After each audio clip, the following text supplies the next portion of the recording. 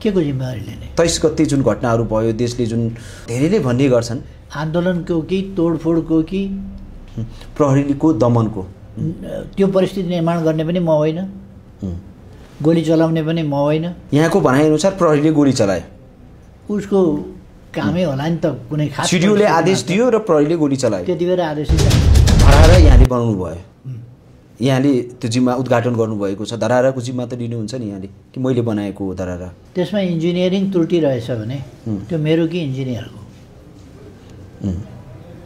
राम्रो भयो भने यहाँले जस पाउने, होइन बिग्रियो भने बनाउने इनिसिएसन त मैले लिएको हो, इनिसिएसन मैले लिएको हो, दुनियाँलाई थाहा छ हो। तर त्यसमा क्वालिटी चेक त मैले गरेको होइन। बालेन शाह झापामा यहाँसँग निर्वाचन लड्ने तयारी गर्दै हुनुहुन्छ, के भन्नुहुन्छ तपाईँ? अहिले एउटा युवा मसँग चुनाव लड्न आँट गरिराखेको छ भने राम्रो कुरा हो। बढीको रिहाईको सम्बन्धमा यो चाहिँ सर्वोच्च अदालतको आदेश विपरीत र गलत मनसायले भएको छ, सेटिङमा भएको छ। त्यसकारण कारबाहीको दायरामा आउनुपर्छ। अदालतको निर्णय सेटिङमा भएको यहाँलाई लाग्छ देशभरिका जनताले यहाँलाई फेरि पनि आशाको रूपमा भोट दिन्छन् कि चुनावको बेलामा यहाँसँग जनताले हिसाब लिन्छ? कामको हिसाब हुनुपर्छ, सिंहदरबार जलाउनेका पनि हिसाब हुनुपर्छ, आगो लाउनेको पनि हिसाब हुनुपर्छ, शान्ति चाहनेको पनि हिसाब हुनुपर्छ, शान्ति स्थापना गर्ने पुनर्स्थापना गर्नेहरूको पनि हिसाब हुन्छ नि त। किन निर्वाचन गर्छु भनिएको छ फागुन 21 गते, निर्वाचन त हुनेवाला छ। त्यो बैठकबाट निस्किन बित्तिकै प्रचण्डज्यूले भन्नुभयो निर्वाचनको लागि अब बाटो खुल्यो, अब निर्वाचन ढुक्क हुनुहोस् हुन्छ भनेर भन्नुभएको छ। मलाई थाहा भएन। प्रचण्डजी तयार हुनुहुन्छ भने उहाँ मात्रै तयार भएर त भएन त। शेरबहादुरजीले वातावरण बनेको छैन, वातावरण बनाउनु पऱ्यो नि त। खोइ आजसम्म त कुनै वातावरणको सङ्केत पनि केही देखिएको छ। सबैलाई थाहा छ नि त प्रहरी सञ्चालन प्रधानमन्त्रीले गर्दैन, यति त थाहा होला नि। गृहमन्त्रीले गर्छन्, तर गृहमन्त्री पनि त प्रधानमन्त्री मातहतमै हुन्छ नि त। म पनि राष्ट्रपति मातहतमा छु।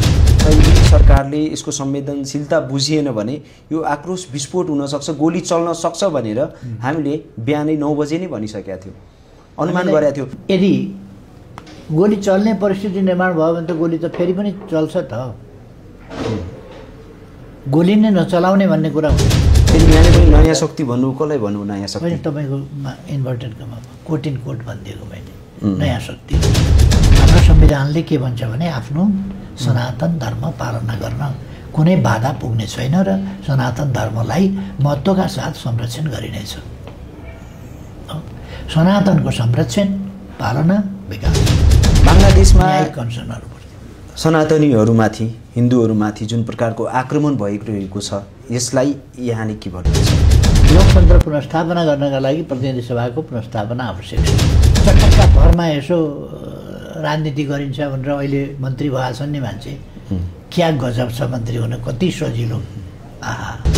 भविष्यमा यहाँलाई देश जोड्ने नेताको रूपमा चिनियोस् कि एउटा शासकको रूपमा चिनियोस्, के चाहना छ? मेरो कुनै आग्रह छैन, म कसैलाई थोपर्न चाहन्न। चाहना कि होला नि देशले मलाई कस्तो छैन, केही पनि छैन। मलाई सम्झिँदै नसम्झिए पनि हुन्छ, बाँचेका मान्छेहरूलाई सम्झ। विभिन्न मेन्टालिटीका मान्छेले के गर्छन् के गर्दैनन्, फेरि प्रभु शाह बेग्लै कुरा हो, उसको छोरा बेग्लै कुरा हो।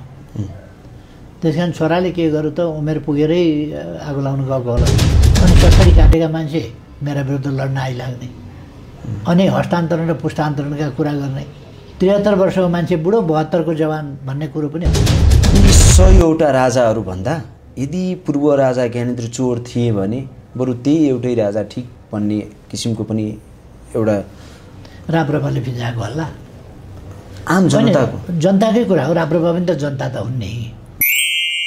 अहिलेको अवस्था हेर्ने हो भने सबैमा अन्योलता छ। निर्वाचन हुन्छ कि पुनर्स्थापना हुन्छ? देश एक प्रकारको अन्योलतातिर गइरहेको अवस्था छ, जनतामा अन्योलता छ। भविष्य अब कतातिर जानेछ नेपालीको, यस विषयहरूमा आज हामी केन्द्रित हुन्छौँ।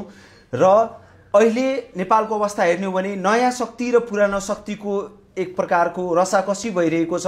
नयाँ शक्तिहरू एक ठाउँमा मिल्ने प्रयास गरिरहेका छन् भने पुराना शक्तिहरू फेरि त्यही धारमा हिँडिरहेका छन्। नयाँलाई समेटेर लैजाने एउटा ठुलो चुनौती पनि छ। यसै विषयहरूमा आज हामी केन्द्रित छौँ र यति बेला हामीसँग हुनुहुन्छ भर्खरै 11औं महाधिवेशनबाट तेस्रो पटक नेकपा एमालेका अध्यक्षमा निर्वाचित केपी शर्मा ओलीज्यू। उहाँलाई म स्वागत गर्न चाहन्छु। स्वागत छ यहाँलाई। धन्यवाद। देश कतातिर गइरहेको छ? देशलाई अब कतातिर लैजाने प्रयास गर्दै हुनुहुन्छ? देश प्रतिगमनतिर गएको छ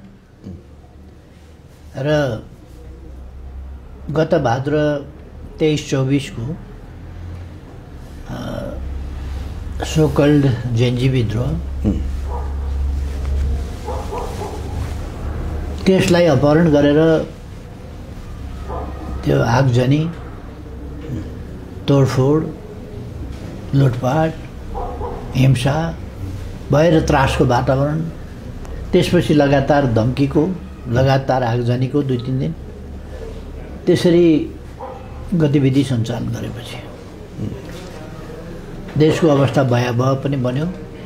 त्यसै मौकालाई छोपेर संविधान मिच्ने काम भयो। जनताबाट निर्वाचित सार्वभौम जनताको सार्वभौम सत्ताको प्रतिनिधित्व गर्ने जननिर्वाचित सर्वोच्च संस्था संसद विघटन गर्ने अवसरको रूपमा त्यसलाई प्रयोग गरियो र विघटन गरियो संसद र संसदीय प्रणाली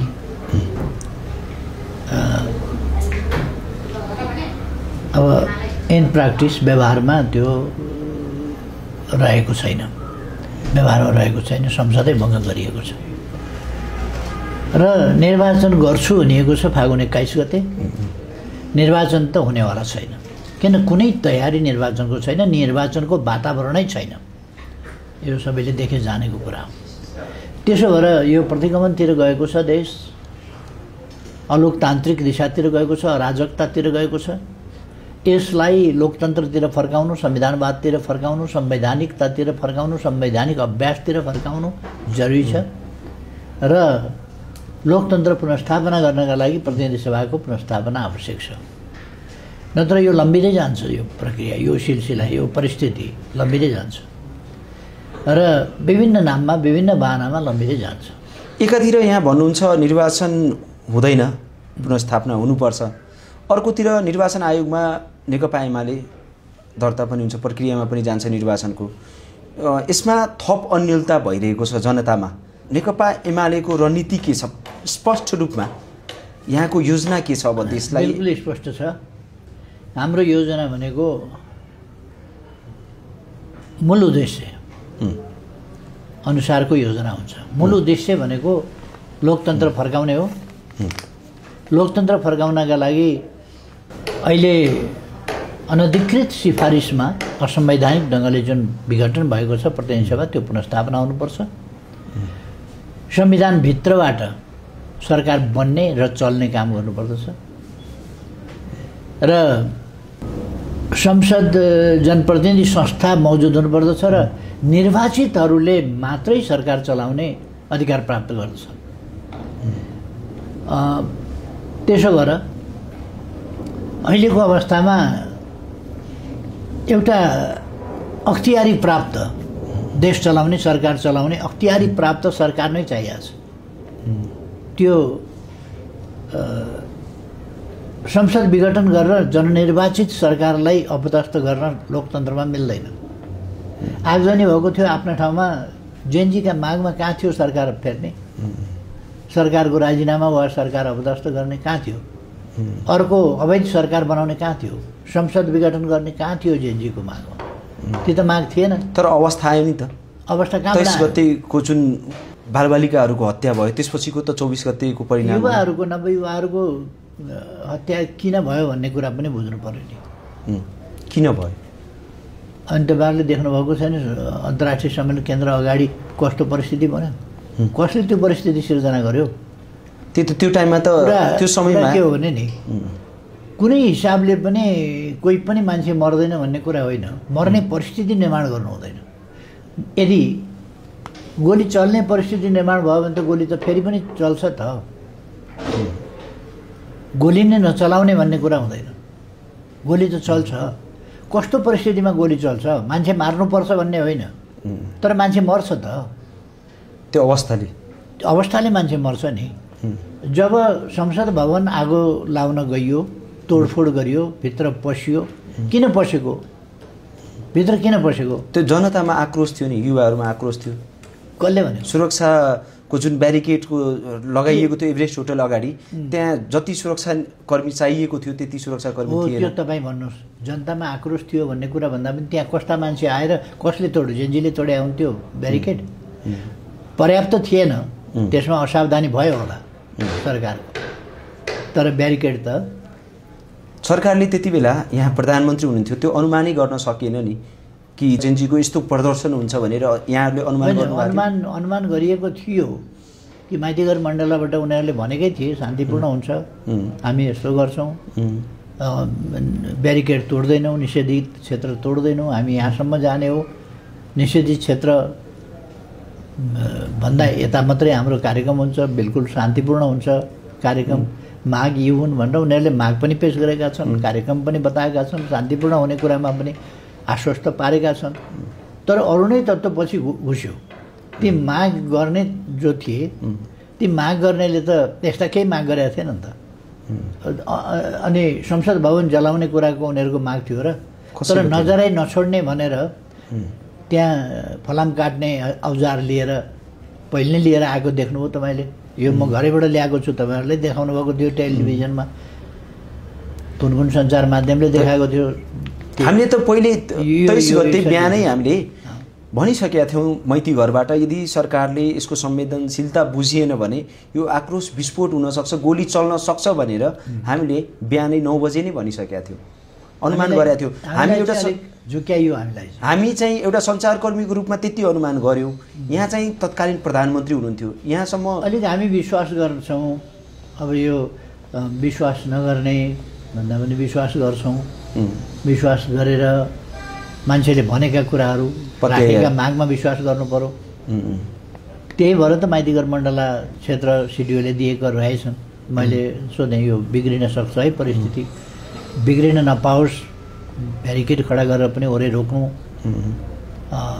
सधैँ भनिआएकै कुरा छ कि सिंहदरबार जलाउने आक्रोश होइन पहिलेदेखि सिंहदरबार जलाउने त प्लानै छ त अनि अन्तर्राष्ट्रिय सम्मेलन केन्द्र अथवा संसद भवन अदालत जलाउने त पहिलेदेखिको प्लानै थियो भनिराखेका थिए केही अगाडिदेखि पनि मान्छेहरू चाहिँ लाखौँ आउँछन् यस्तो हुन्छ घेरिन्छ तानेर थुतेर भनेको ल एन्ड अर्डर ध्वस्त पार्छौँ भन्ने कुरा त तानेर बालुवाटारबाट निकाल्छौँ भन्ने कुरा त्यो त योजनाबद्ध कुरा नै थियो त जब त्यति कुरा थाहा थियो भने यहाँ प्रधानमन्त्री हुन्थ्यो त्यो थाहा हुँदै पनि त्यो घटना चाहिँ कसरी भयो त यहाँलाई सबै कुरा थाहा थियो त्यसै बेला चाहिँ त्यस्तो हुन्छ भन्ने सोचिएन र त्यसो भने पनि त्यो गर्न सक्छन् भन्ने पनि लागेन किनभने जो आयोजक छन् उनीहरू शान्तिपूर्ण गर्ने भनिराखेका छन् भने अरूलाई प्रहरीले रोकिहाल्छ त रोकेपछि त्यस्तो खालको केही अप्रिय स्थिति हुँदैन भनेर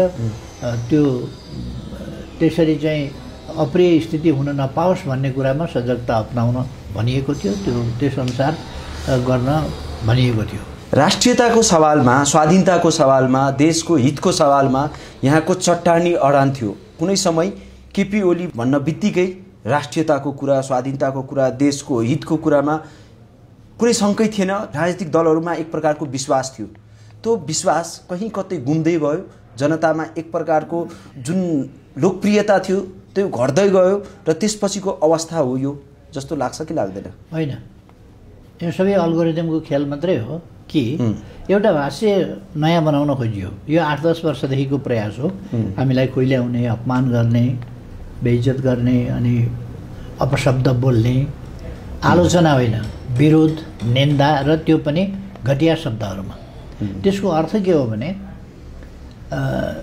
त्यो विस्थापित गर्नका लागि अलोकप्रिय बनाउनका लागि यस्ता शब्दहरू प्रयोग गरिन्छन् यो अन्यत्र पनि त्यस्ता शब्दहरू प्रयोग गरिएको छ र कुनै प्रमाणले केहीले देखाउनु पर्दैन उनीहरूले लाञ्छित गरिदिन्छन् यस्ता कुराहरू अब मौका मिल्यो भने झुटा आरोपहरूका साथ कारवाही पनि गरिदिन्छन् यो जब अपराधिक तत्त्वहरू शासनमा पुग्छन् वा न्याय मर्छ वा लोकतन्त्र हुँदैन, लोकतन्त्र नभएपछि साँचो लोकतन्त्र नभएपछि त यस्ता कुराहरू भइहाल्छ। त्यही कुरा त पञ्चायतकालमा थियो नि। पञ्चायतकालमा यति धेरै मान्छेहरू मुद्दामा बस्नु पर्थ्यो, यति धेरै मान्छेहरू बिना मुद्दा बस्नु पर्थ्यो। म 10 वर्ष मुद्दामा बस्या हुँ, 4 वर्ष बिना मुद्दा बस्या हुँ, 14 वर्ष जेल बस्नु पर्यो। बिना मुद्दा पनि राख्थ्यो, राखेकै हो। र मुद्दा लाउँदाखेरि पनि झुटा मुद्दा, सबै झुटा मुद्दाहरू लगाउँथ्यो।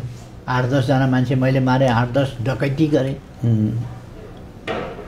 यसरी मलाई त डाका भनेका हुन् नि उनीहरूले, डकैती गर्यो भनेका हुन् नि त। यहाँलाई एउटा मुद्दा लगाएका हुन् नि। यहाँलाई यो देशले कसरी चिन्ने गर्थ्यो भने एउटा निर्णायक नेता जसले नाकाबन्दीको सवालमा होस् कि कालापानी लिम्पियाधुराको सवालमा शिर उठाएर औँला देखाएर भारतलाई प्रश्न गर्ने नेताको रूपमा यहाँलाई चिनिन्थ्यो। यो देशमा कहीँ कतै कुनै नेता बाँकी छ जसले साँच्ची नै देशको हितको लागि सोच्छ भने त्यो नेताको रूपमा यहाँलाई चिनिन्थ्यो। आज त्यो विश्वास गुमेको छ। जनतामा एक प्रकारको आक्रोश देखिरहेका छौँ हामी। होइन, निर्णायक नेताको रूपमा यहाँलाई चिनिन्थ्यो, तर आज त्यो चिन्ने शैली फरक भएको छ। होइन, त्यो टाइममा आन्दोलनको टाइममा निर्णय किन लिन सक्नु भएन तपाईँ? निर्णय मैले एक्लै लिँदा हुँदैन, जब त्यसमा काम गर्ने निकायको कुरा हो। त्यो परिस्थिति निर्माण गर्ने, आवेश उत्तेजनाको परिस्थिति निर्माण गर्ने आदि। र यो अल्गोरिदमबाट एउटा भाष्य खडा गर्न खोजियो। मैले अघि नै भने कि केपी ओली खराब हो, भ्रष्ट हो, काम केही गरेन, के भयो त केही पनि भएन, व्यवस्था परिवर्तन भयो, अवस्था फेरिएन भन्ने अनेक प्रकारका तथाकथित शक्तिहरू खडा गर्न खोजियो यहाँ। तपाईँले अघि नयाँ शक्ति भन्नुभयो नि, त्यो नयाँ शक्तिका नाममा विभिन्न रूप रङ्ग अनेक भएका रङ्गी बिरङ्गी त्यस्ता शक्तिहरू अचानक शक्तिहरू निकालिए, राजनीतिक व्यक्तिहरू भनेर निकालिए, अनेक खालका शक्तिहरू। तिनलाई घोकाउने कारखाना खोलियो र ती घोकेका पाठहरू आएर पार्लियामेन्टमा बोल्न थाले, मिडियामा बोल्न थाले र ती घोकेका पाठ बोलेका हुन्। मिडिया ट्रायल गर्न उनीहरूले देशमा भएको परिवर्तन विकास त देखेनन्। आजको समयमा मानिस बाहिर गए, युवाहरू बाहिर गए, नजानु पर्थ्यो। युवाहरू देशभित्र बस्नै नसकेर गएका त होइनन् नि त, च्वाइसले गएका हुन्। देश अलिकति पछाडि परेको थियो। 240 वर्ष राजतन्त्रले खाएपछि अनि देश पछाडि पर्दैन। सबै युवा त च्वाइसले विदेश पलायन भएका छैनन् नि त। कतिको बाध्यता पनि छैन त रोजगारीको लागि। रोजगारी छैन देशमा। होइन, रोजगारी त सिर्जना गर्न सकिन्छ। यत्रो बारीहरू बाँझा छन्, यत्रो खेतहरू बाँझा छन्, मोडर्न कृषिको आधुनिकीकरण गर्न सकिन्छ, व्यावसायिकीकरण गर्न सकिन्छ, थुप्रै कुरा गर्न सकिन्छ। त्यसो भएर यो एकदम बाहिर नगइकन नपालिने स्थिति छ। त्यस्तो खालको अवस्था चाहिँ देशभित्र होइन। अब भनेको जब नपाएको होला, भनेको जब त कहीँ पनि पाएको हुँदैन। तर पनि के छ, अलिक पैसा भएका देशले स्यालेरी बढी दिन सक्छ। पैसा भएको ठाउँमा त हामीले आफ्नो देश पुर्याउनु पर्यो नि त। हामी हाम्रो देशलाई विकास गर्ने हो भने पैसा भएको ठाउँमा 10 वर्षमा पुर्याउन सक्छौँ। किनभने यी 10 वर्षमा मैले हेरेको छु, म प्रधानमन्त्री 72 सालमा भएँ। 72 साल यता यतिको मात्रै 10 वर्षको मात्रै। यसबिचमा म आधा अवधि प्रधानमन्त्री भएको छु। म आधा अवधि मात्रै प्रधानमन्त्री हुँदा अत्यन्त जिगज्याग विरोध, असहयोग र आलोचनाका बिचमा पनि जे काम भएको छ त्यसको जवाफ दिन म तयार छु। असाधारण विकास छ। मैले भनेको मात्रै होइन, विश्व ब्याङ्कले भनेको छ कि साउथ एसियाको राइजिङ स्टार हो नेपाल आर्थिक विकासको हिसाबले। संयुक्त राष्ट्र सङ्घले भन्छ 10वटा तीव्रतर विकास भइरहेका 10वटा देशमध्ये एउटा नेपाल हो। त्यो तहमा पुग्यो। त्यो 7% भन्दा माथि उत्पादन वृद्धि 7% माथि भएको थियो। राष्ट्रिय आयमा वृद्धि भएको थियो र शिक्षाको क्षेत्र, स्वास्थ्यको क्षेत्रमा त्यसै गरी विकास भएको थियो। त्यो तथ्यले बोल्ने कुरा हो। र हामी एलडिसीबाट विकासशील देशमा ग्रेजुएसनमा जाँदै थियौँ। हिजो मान्छे 20 वर्ष अगाडि मान्छे झन्डै 25% मान्छेहरू 20 वर्ष अगाडि जसो खाली खुट्टा हिँड्ने अवस्था थियो। 30 वर्ष अगाडिसम्म त मान्छे खाली खुट्टा हिँड्नेको सङ्ख्या झन्डै 50% हुन्थ्यो देशमा। अहिले खाली खुट्टा हिँडेको मान्छे देखाउनुहोस् त कोही। जाडोमा थुरथुर कामेको मान्छे हुन्थ्यो पहिले, थुरथुर, एउटा न्यानो कपडा हुँदैन थियो मान्छेसँग, आम मान्छेसँग हुँदैन थियो। अहिले एउटा ज्याकेट नलाएको मान्छे या अलिकति न्यानो कपडा नलाएको, एउटा कोट नलाएको मान्छे भेट्नुहोस् त। यो परिवर्तन होइन। अर्को, यत्रो रेस्टुरेन्ट चलेको, पहिले मोमो पसल र चिया पसल बाहेक के चल्थ्यो यहाँ? यत्रो रेस्टुरेन्ट चलेको, यो त देख्नुभएको छ त। यत्रा होटलहरू चलेको, विदेशीहरू मात्रै आएर खाएका छैनन्, स्वदेशीहरूले बढी चलाएको छ। यो जनताको जीवनस्तर उठेन भने $400बाट $1400 कसरी पुग्यो त प्रति व्यक्ति आम्दानी? यसै बिचमा पुगेको छ त। अनि यत्रो लाखौँ किलोमिटर सडक कालोपत्र कसरी भयो? टनेल एरामा देश कसरी पुग्यो? टनेलहरू चल्ने स्थितिमा पुग्यो त देश, टनेलबाट सफर गर्ने याद। अनि तुइनहरू विस्थापित भए त। अहिले त पक्की पुल, झोलुङ्गे पुलहरू छन्, दुर्गममा अप्ठ्यारो ठाउँमा पनि झोलुङ्गे पुल। एकाध कुनै ठाउँमा अब मान्छेले फेरि एक ठाउँ फ्याँकेको तुइन अर्को ठाउँ लगेर जोडिदिया होला, त्यहाँको कठिनाइ त्यही छ। अरू चिज पुर्याउन सकेनन् होला, झोलुङ्गे पुल पुर्याउन सकेन। यहाँले समृद्धिको र विकासको व्यापक कुरा गर्नुभयो, तथ्यसहित यहाँले कुरा राख्नुभयो। तर जनतामा विकास र समृद्धिभन्दा भ्रष्टाचार र कुशासन मात्रै देखियो नि त। यसको कारण के होला? कहिले पत्ता लगाउनु? भ्रष्टाचार व्यापक थियो। यो अहिले आएर बनायो हो र? भ्रष्टाचार थियो। अरू समाजमा पनि भ्रष्टाचार छ, कारबाही पनि हुन्छ। अनि हाम्रो समाजमा कारबाही भएको छैन भ्रष्टाचारीका विरुद्ध।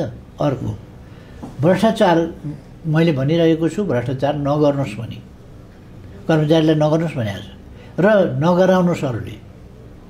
मैले व्यापारीहरूलाई भनेको छु, तपाईँहरू कमिसन किन खुवाउनुहुन्छ? नखुवाउनुहोस्। काम नगरेर दर हुन्छ, हामीलाई बताउनुहोस् कमिसन खायो भने। सक्नुहुन्छ भने सप्रमाण बताउनुहोस्, कारबाही गर्छौँ। पब्लिकली भनेको छ त। अब कुनै उजुर आएन भने कसरी भित्रभित्र गरेको काम त थाहा पाइँदैन, व्यापक छ भने।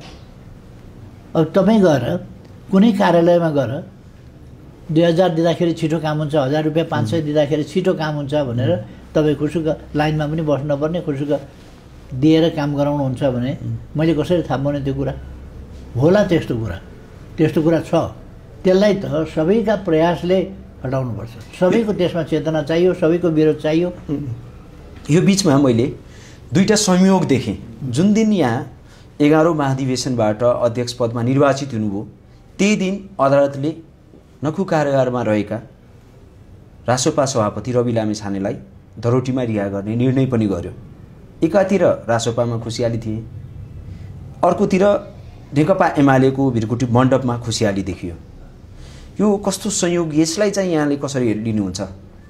होइन, मैले एउटा स्वाभाविक रूपमा के लिएको छु भने अदालतको काम कारबाही अदालतको हो। रविको रिहाईको सम्बन्धमा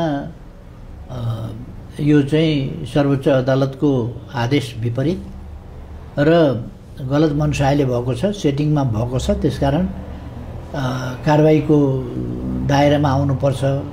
अदालतको निर्णय सेटिङमा भएको त्यही भनेर मान्छेहरू चाहिँ अदालत जान्छौँ भन्ने मैले अखबारमा पढेको, तपाईँहरूकै कोकसको सामाजिक सञ्जालमा उसमा मिडियामै पढेको मैले। यो खालको कुरा पनि छ। तर म के भन्छु भने त्यो अदालती कारबाहीको कुरा हो, अदालतले गरेको फैसला। अब त्यसमा म जान चाहन्न। कति ठिक भयो, कति बेठिक भयो, मैले फेरि अर्को न्यायाधीश भइरहने कुरा होइन त्यहाँ। तर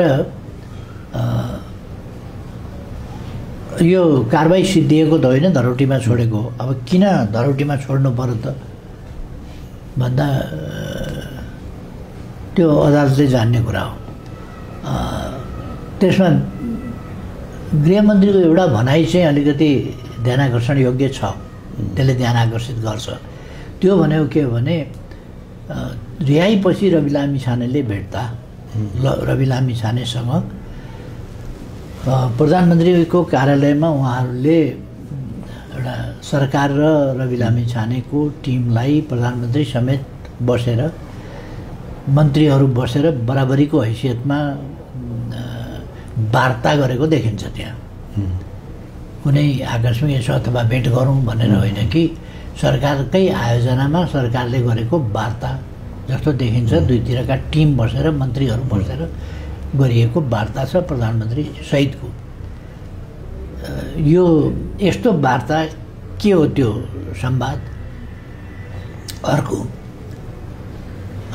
हामीसँग त त्यस्तो संवाद भएको थिएन, राजनीतिक पार्टीहरूसँग त्यस्तो संवाद भएको थिएन। अब त्यहाँनिर किन त्यस्तो संवाद भयो? अर्को त्यसपछि गृहमन्त्रीको भनाइ के छ भने आफैले निकालेको अर्थ लाग्ने गरी हामी कसैमाथि अन्याय हुन दिँदैनौँ, कसैमाथि अन्याय गर्दैनौँ भनेर न्याय दिएको अर्थमा, आफ्नो पहलमा न्याय दिएको अर्थ लाग्ने गरी हामी कसैमाथि अन्याय गर्दैनौँ, अन्याय हुन दिँदैनौँ भनेर अघिल्लो सरकारले अन्याय गरेका थियो।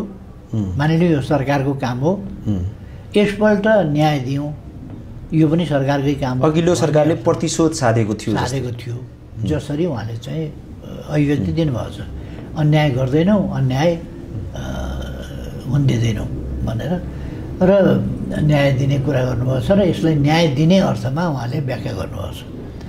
त्यो चाहिँ अलिकति रहस्यपूर्ण छ। मैले अदालती कारबाही मान्छु, उहाँले हामी अन्याय गर्दैनौँ, अन्याय हुन दिँदैनौँ भन्ने कुरा गरेर एउटा आश्चर्यजनक भाषा प्रयोग गर्नुभयो। त्यो चाहिँ रहस्यपूर्ण छ। दोस्रो संयोग मैले देखेँ, एकातिर शेरबहादुर देउवाज्यू र तपाईँ भेटघाट गर्दै हुनुहुन्थ्यो, त्यही राति बालेन शाह र रवि लामी छानेको भेटघाट भइरहेको थियो त्यही दिन। यो चाहिँ कस्तो संयोग हो? यसले के मेसेज दिइरहेको छ? त्यो संयोग मात्रै हो, त्यो आफ्नो आफ्नो भेटघाट हो। उहाँहरू आफ्ना उद्देश्य, नयाँ शक्ति र पुरानो शक्ति एक ठाउँमा आउँदैछन् भन्ने जनतामा। नयाँ शक्ति भने के? अब नयाँ राजनीतिक दल, नयाँ युवाहरू, पुस्ताहरू एउटा मिलिरहेका छन् एकतिर। उहाँहरूको पार्टी भन्दा त हामीले पार्टीमा हाम्रो केन्द्रमा आएका युवाहरू, 11औं महाधिवेशनबाट केन्द्रमा आएका युवाहरूको शक्ति ठुलो होला, धेरै होला। अब कुनै बनेकै छैन, बन्ने प्रयासमा छन्। प्रयासमा होला, पछि बनेपछि त्यसमा कमेन्ट गरौँला। कमेन्टकै विषय होइन यो नयाँ शक्ति भन्ने। अब तपाईँहरूले के खडा गर्न खोज्या हो नि, के खडा गर्न खोज्या हो मलाई त्यो थाहा छैन। म त्यसमा धेरै जान चाहन्न, तर यो हो पुराना शक्तिहरू, पुराना पार्टीहरू जसले त्याग गरे, बलिदान गरे, सङ्घर्ष गरे, योगदान गरे, डेमोक्रेसी ल्याए, संविधान बनाए, कठिन यात्रा पार गरेर देशलाई यहाँसम्म ल्याएका छन्, राणा शासनको अन्धकारबाट यहाँ ल्याएका छन् भने यी पार्टीहरूलाई विस्थापित गर्नुपर्छ र चटक्का भरमा यसो राजनीति गरिन्छ भनेर अहिले मन्त्री भएका छन् नि मान्छे। क्या गजब छ मन्त्री हुन, कति सजिलो। आहा, अरू पनि पाएदेखि के हुन्थे। त्यही भएर एउटा डाक्टर छन्, बुढा डाक्टर। ती बुढा डाक्टर के भन्छन् भने यदि चुनाव भएर केपी ओलीले नै बहुमत ल्याए, उनकै पार्टी बहुमतमा आयो, बहुमत ल्याए र उनै प्रधानमन्त्री भयो भने कस्तो सशर्त कुरा छ उहाँको। त्यस्तो अवस्थामा केपी ओली भयो भने जनताले गएर थुतेर निकाल्नुपर्छ, हटाउनुपर्छ, तानेर घिसारेर हटाउनुपर्छ र त्यो चाहिँ मान्नु हुँदैन भनेपछि डेमोक्रेसी मान्ने त होइन। अब ती डाक्टरलाई जिताएर त ल्याइदिँदैन होला जनताले। पोलिटिकल पार्टीका लोकप्रिय मान्छेहरूलाई नै ल्याउने होला नि। एउटा इन्डिभिजुअल त एक ठाउँबाट लड्ला, देशभरि लड्ने त पोलिटिकल पार्टी नै होला नि त। पार्टी नभइकन त देशभरि त लडिन्न होला नि त। यहाँलाई लाग्छ देशभरिका जनताले यहाँलाई फेरि पनि आशाको रूपमा भोट दिन्छन् कि चुनावको बेलामा यहाँसँग जनताले हिसाब लिन्छन्? के लाग्छ? हिसाब लिनुपर्छ, हिसाब लिएको राम्रो। सबैसँग हिसाब लिनु पऱ्यो नि, कसको योगदान कति, त्याग कति, बलिदान कति, सङ्घर्ष कति, जनताले हिसाब देशका लागि लिनुपर्छ। लिनुपर्छ, हिसाब लिनै पर्छ। अरू नयाँ भनेकाहरूको योगदान कति, के हो त्यो सबै हिसाब किताब, यिनको विश्वसनीयता कति, के काम गरेका छन्, के भूमिका छ, के योगदान छ, को हुन्, कहाँबाट आएका हुन्, कसले ल्याएको हो, अनि सोकल पपुलारिटी, केही नगरिकनको पपुलारिटी भन्ने कुरा कहाँबाट आएको हो, यो सबै कुराको हिसाब गर्दैन जनताले। अनि तपाईँले के ठान्नुहुन्छ हामी हिसाबसँग डराउँछौँ? हिसाब हुनुपर्छ र सम्पूर्ण योगदानको हिसाब हुनुपर्छ, एमालेको कामको हिसाब हुनुपर्छ, नेपाली कङ्ग्रेसको कामको हिसाब हुनुपर्छ र अरूका पनि कामको हिसाब हुनुपर्छ, सिंहदरबार जलाउनेका पनि हिसाब हुनुपर्छ, आगो लाउनेको पनि हिसाब हुनुपर्छ, शान्ति चाहनेको पनि हिसाब हुनुपर्छ, शान्ति स्थापना गर्ने पुनर्स्थापना गर्नेहरूको पनि हिसाब हुन्छ नि त, किन हुँदैन? सबैको हिसाब हुन्छ, सबै चाँडो हुन्छ, भइहाल्छ। त्यस कारण हाम्रो हिसाब भएरै त हामी जित्ने हो त, जित्ने नै हिसाब किताब भएरै जित्ने हो नि।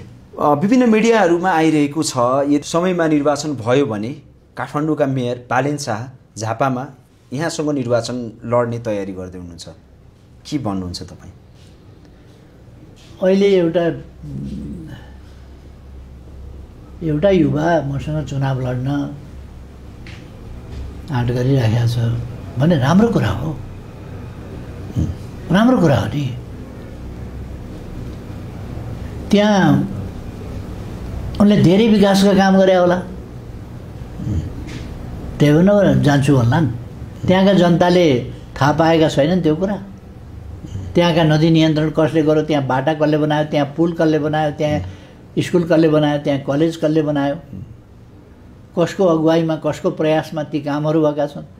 त्यहाँ मात्रै होइन देशभरि कसले विकास गर्यो, कुनै तुलना हुन्छ? तपाईँ के प्रश्न गरिरहनु? मिडियाहरूमा म अरू पनि युवाहरू, उत्साहित युवाहरूलाई, यस्तो युवाहरूलाई चाहिँ नि त्यहाँ गएर चुनाव कसरी हुन्छ, के हुन्छ भन्ने कुरा हेर्न सिक्न त्यो आग्रह नै गर्छु। ठिक छ नि त, आउँदाखेरि के भयो त? यदि बालेन शाहजी झापामा यहाँसँग चुनाव लड्न आयो भने यहाँले स्वागत गर्नुहुन्छ, स्वागत योग्य ठान्नुहुन्छ? होइन, जोसुकै आओस् न, जो आए पनि म सबै मसँग चुनाव लड्न खोज्ने सबैलाई स्वागत गर्छु। सबै आउनुहोस्, लड्नुहोस्। अस्ति भर्खरै राष्ट्रपति कार्यालयमा शीर्ष नेताहरूको फोटो एकदमै सामाजिक सञ्जालमा आयो। त्यो बैठकको मोटिभ के थियो, के का लागि त्यो बैठक थियो? राष्ट्रपतिजीले बोलाउनु भएको थियो, सम्बन्धलाई अलिकति सामान्यकृत गर्ने उद्देश्यले पनि होला, अथवा चुनावका निम्ति सरकार प्रयास गरिरहेको छ भन्ने पार्नलाई पनि होला। उहाँले हामी 3 प्रमुख पार्टीका नेताहरूलाई मात्रै बोलाउनु भएन, प्रधानमन्त्रीलाई पनि बोलाउनु भयो।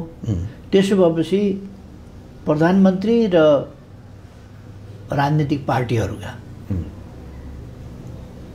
जो अलिकति इतिहास भएका पार्टीहरू हुन्, यी पार्टीहरूका नेताहरूका बिचमा उहाँले भेटघाट कुराकानी गराउन खोज्नु भएको होला, सुरुवात गर्न खोज्नु भएको होला, त्यो हुनसक्छ। र त्यसले एउटा निर्वाचन गराउन सरकारले चाहेको छ भन्ने सन्देश, इम्प्रेसन एउटा दिन खोज्नु, सन्देश पनि त्यसलाई नभनौँ, इम्प्रेसन एउटा त्यस्तो पार्न खोज्नु भएको, त्यस्तो प्रभाव दिन खोज्नु भएको होला जस्तो लाग्छ। त्यो बैठकबाट निस्किन बित्तिकै प्रचण्डज्यूले भन्नुभयो निर्वाचनको लागि अब बाटो खुल्यो, अब निर्वाचन ढुक्क हुनुहोस् हुन्छ भनेर भन्नुभएको छ। मलाई थाहा भएन, तपाईँ त्यो बैठकमा हुनुहुन्थ्यो? हामीले के भन्यौँ भने त्यहाँ त्यस्तो भएको छैन, निर्वाचनका लागि बाटो खुल्यो, ढुक्क हुनुहोस्, निर्वाचन हुन्छ, मिडियामा त्यो उहाँको कुरा होला। तर त्यहाँ के भयो भने हामी निर्वाचनबाट भाग्ने, निर्वाचन नगर्ने त शक्ति होइनौँ, हामीले पनि राखेका छौँ।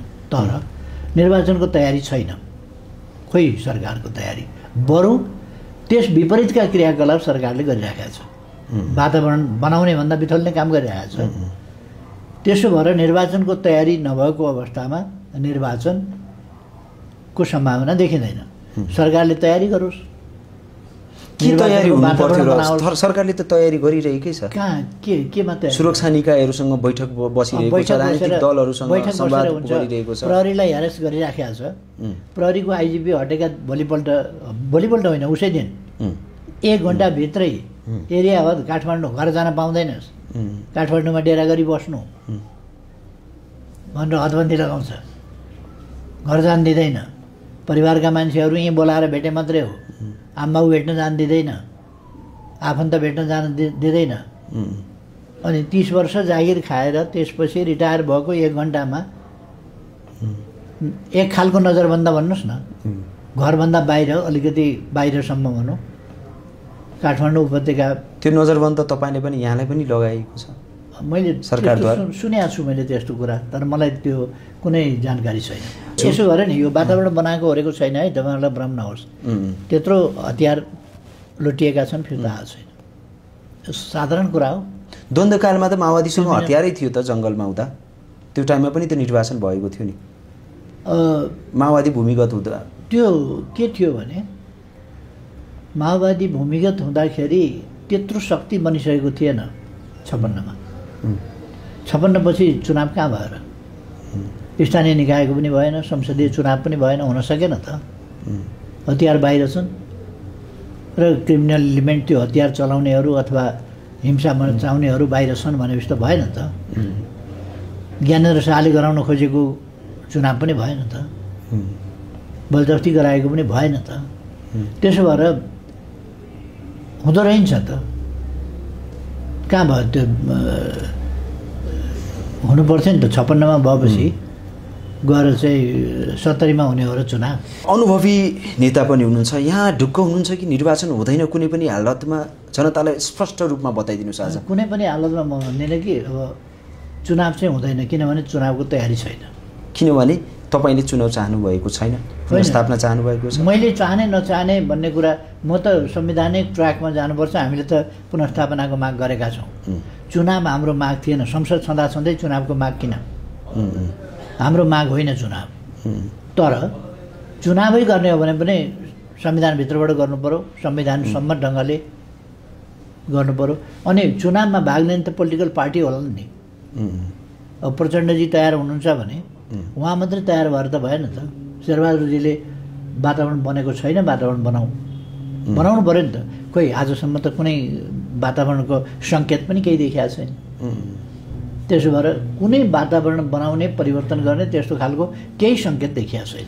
कार्की आयोगको व्यापक चर्चा आउँछ, व्यापक यो बिचमा एकदमै चर्चा आउँछ, घरिघरि मिडियाहरूमा समाचारहरू आउँछ। कुनै पनि हालतमा यहाँ चाहिँ बयान दिन मान्नु भएको छैन। यसलाई मैले भने त्यो आयोग एक त सरकार असंवैधानिक छ, सरकारै असंवैधानिक। त्यस्तो सरकारले असंवैधानिक आयोग बनाएको छ, त्यो सरकारले बनाएको असंवैधानिकै हो। अर्को यस्तो व्यक्तिहरू लिएर बनाएको छ जसले पहिले नै मेरा विरुद्ध त तोकेरै, व्यक्ति तोकेरै अगाडिदेखि पनि लेख्ने गरेका थिए, सामाजिक सञ्जालमा लेख्ने गरेका थिए, आर्टिकल लेख्ने गरेका थिए, बोल्ने गरेका थिए मेरा विरुद्ध। र ठिक आयोगमा आउनुभन्दा अगाडि पनि मेरा विरुद्ध बोलिराखेका थिए। अब त्यस्ता मान्छे खोजेर राखेपछि त उनीहरू त विरोधमा छन् भन्ने कुरा, उनीहरूको फैसला त आइसकेको छ त। अनि फेरि बयान दिन किन जाने? तपाईँले रिजल्ट पाइसक्नु भएको छ भने एक्जाम दिन किन जाने? एक्जाम दिन किन जाने? फेरि रिजल्ट आइसकेको छ। अब एक्जाम भनेको चाहिँ नाटक मात्रै हो। अनि त्यो नाटकमा तपाईँ सहभागी किन हुने? रिजल्ट त देखिसक्नु हो, भाइ एक्जाम अगेन। यो 23 गते जुन यो देशले बेहोर्नु पर्यो जस्तो दुर्घटनातिर जानु पर्यो, यसमा नैतिक रूपमा अथवा तत्कालीन प्रधानमन्त्रीको रूपमा यहाँ त्यो कुराहरूको जिम्मेवारी लिनुहुन्छ कि लिनुहुन्न? के को जिम्मेवारी लिने? 23 गते जुन घटनाहरू भयो, देशले जुन धेरैले भन्ने गर्छन् आन्दोलनको कि तोडफोडको कि प्रहरीको दमनको, राज्यद्वारा गरिएको दमनको पर्ने परिस्थिति निर्माण गर्ने कुराको कि प्रहरीले गोली चलाउने कुराको कि यो त्यो परिस्थिति निर्माण गर्ने पनि म होइन, गोली चलाउने पनि म होइन। गोली चलाउनु त स्ट्यान्ड बाई आदेश हुन्छ कि फलानु संरचना फलानु चिजको सुरक्षा गर्नु। यहाँको भनाइअनुसार प्रहरीले गोली चलायो, उसको कामै होला नि त। कुनै खास सिडिओले आदेश दियो र प्रहरीले गोली चलायो, त्यति बेला आदेशै चाहिँदैन, पहिले स्ट्यान्ड बाई आदेश हुन्छ होला नि त्यो कुरा। जसरी मानौ धरारा यहाँले बनाउनु भयो, यहाँले त्यो जिम्मा उद्घाटन गर्नुभएको छ, धराराको जिम्मा त लिनुहुन्छ नि यहाँले कि मैले बनाएको हो धरारा? विभिन्न मञ्चहरूमा धरारा हेर्न बित्तिकै मान्छेको मन मस्तिष्कमा एउटा कुरा तपाईँलाई भनौँ, त्यसमा इन्जिनियरिङ त्रुटि रहेछ भने त्यो मेरो कि इन्जिनियरको? राम्रो भयो भने यहाँले जस पाउने, होइन, बिग्रियो भने बनाउने इनिसिएसन त मैले लिएको हो, इनिसिएसन मैले लिएको हो, दुनियाँलाई थाहा छ हो। तर त्यसमा क्वालिटी चेक त मैले गरे होइन नि त, त्यो कन्स्ट्रक्सन त मैले गरे होइन नि त। मैले कन्स्ट्रक्सनको वर्क गरेको भनेको छु र, अथवा त्यसमा मेटेरियलको कसरी कस्तो मेटेरियलको युज गर्नुपर्छ, प्रयोग गर्नुपर्छ, त्यो मैले गरेको छु भनेको छ र। होइन, म यहाँको धेरैचोटि अन्तर्वार्ताहरू लिएको छु। जसरी म कालापानी लिम्पियाधुरा लिपुलेखको जति बेला चुच्चे नक्सा सार्वजनिक गरियो, त्यसपछि भारतले सिधै बन्यो केपी शर्मा ओली भारत विरोधी नेताको रूपमा यहाँको छवि बन्यो भारतमा। मधेस आन्दोलन भयो, मधेस विरोधी नेताको रूपमा छवि बन्यो। 23-24 गते जेन्जी पुस्ताले गरेको शान्तिपूर्ण प्रदर्शनमा प्रहरीको दमन भयो, त्यसपछि जेन्जी विरोधी नेता। हरेक कसरी यो सबै कुरालाई अलिक अगाडि नैदेखि दलित कहाँ पुग्यो भनेदेखि दलित विरोधी नेता, महिला कहाँ पुगे महिला विरोधी नेता, युवा कहाँ पुगे युवा विरोधी नेता, मधेस पुगे मधेस विरोधी नेता, हिमाली भेगतिर पुगे हिमाली भेगका जनताको विरोधी नेता, जनजाति आदिवासी जनजाति कहाँ पुगे तिनको विरोधी नेता। यस्तो खालको प्रचार कुप्रचार यो त हुनै गर्यो सदैव। यो त ठुलो चुनौतीको रूपमा भयो नि त। अनि अर्को कुरा के हो भने नि,